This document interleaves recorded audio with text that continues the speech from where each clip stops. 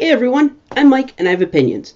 Today is Friday, and in honor of it not being snot-freezingly cold today, I'd like to do something a little bit different. I'm going to read you a piece of flash fiction I wrote for my freshman year in college. I've revised it several times in the years since I've wrote it. It was written during a writing class where we used art for inspiration. The painting I chose was, it was dark. It was the first time, I think, that I felt compelled to write something more horror-based than the adventure stories I usually wrote at the time. It felt kind of good to tap into that darker part and write this. I really don't want to know what that says about me. Anyway, here we go. The trial had begun. The young girl ran for her life down the gilded path, hunted by the three guardians of the wood. Her trespass had been grave. "Seek not to pass through the wood," the enchantress had told her. "Stay to the path, or your heart, blood, and mind are forfeit."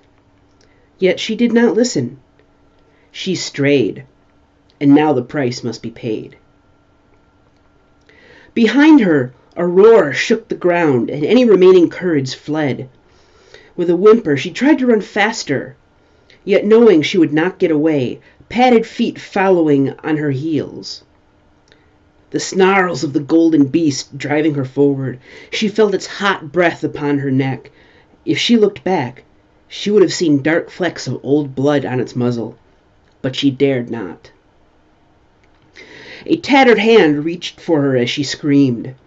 The smell of death filled her lungs with suggestions of rotted hay and the grave.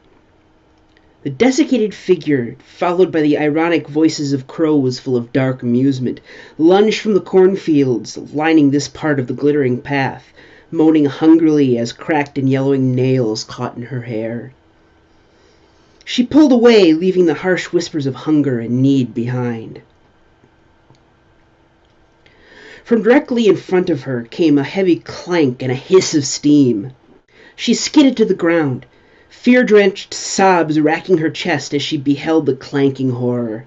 Steam vented from corroded pipes jutting at odd angles from its back as it brought its red-spattered axe to bear.